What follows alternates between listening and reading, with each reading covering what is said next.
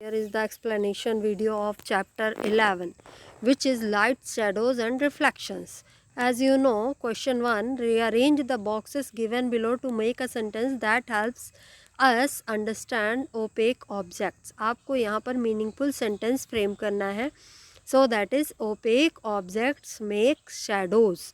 आपको ये पता है कि ट्रांसपेरेंट और ट्रांसल्यूसेंट ऑब्जेक्ट्स के को अगर लाइट के सोर्स के सामने रखा जाए तो उनसे शेडो नहीं बनती है. ओनली ओपेक ऑब्जेक्ट्स सामने आने पर सोर्स ऑफ लाइट के उनसे शेडो बनती है. So meaningful sentence will be opaque objects make shadows. Now question 2.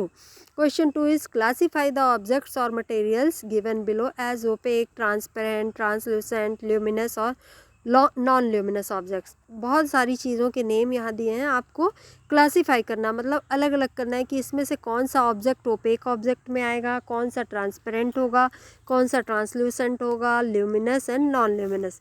इस बेस के अकॉर्डिंग यहाँ आंसर है ओपेक ऑब्जेक्ट्स में जो जिनसे कि लाइट पास नहीं होती है. Piece of rock, sheet of aluminium, mirror, wooden board, CD, umbrella, wall, ये सारी चीज़ों को अगर लाइट के सामने आप रखिए तो इनका शेडो बनेगा. तो ये ओपेक ऑब्जेक्ट्स हैं. ट्रांसपेरेंट ऑब्जेक्ट्स हैं air, water, sheet of plane glass, sheet of cellophane and wire mesh. And translucent objects हैं जिनसे होकर लाइट पास पार्शियली होती है, पूरी तरह से नहीं होती है, धुंधला धुंधला दिखता है, वो है polythene, smoke and fog. Luminous object वो ऑब्जेक्ट जो कि अपनी खुद की लाइट देते हैं, वो उनको जलाने पर वो जलते हैं, वो है piece of red hot iron, lighted fluorescent bulb, flame of gas burner, lighted torch, kerosene torch, sun and firefly. Firefly means Jugnu.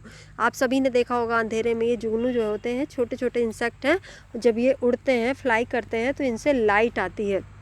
Now non luminous object जो कि अपनी लाइट नहीं देते हैं वो नॉन ल्यूमिनस ऑब्जेक्ट है. तो ल्यूमिनस ऑब्जेक्ट के अलावा जितने भी ऑब्जेक्ट होते हैं वो नॉन ल्यूमिनस ऑब्जेक्ट हैं. यहाँ पर कैटेगराइज किया गया है.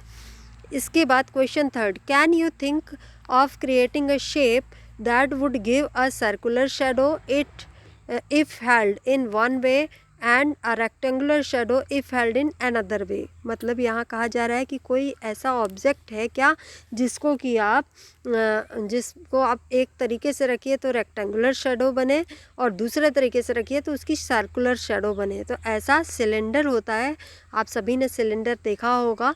कोई भी सिलेंडर ऑब्जेक्ट लीजिए और उस पर उसकी शेडो दो तरीके से बनती है. अगर टॉप व्यू से उस पर डालेंगे लाइट तो उसका शेडो सर्कुलर बनेगा, साइड से डालेंगे उस पर लाइट तो रेक्टेंगुलर शेडो बनेगा. Question 4, in a completely dark room if you hold up a mirror in front of you will you see a reflection of yourself in the mirror.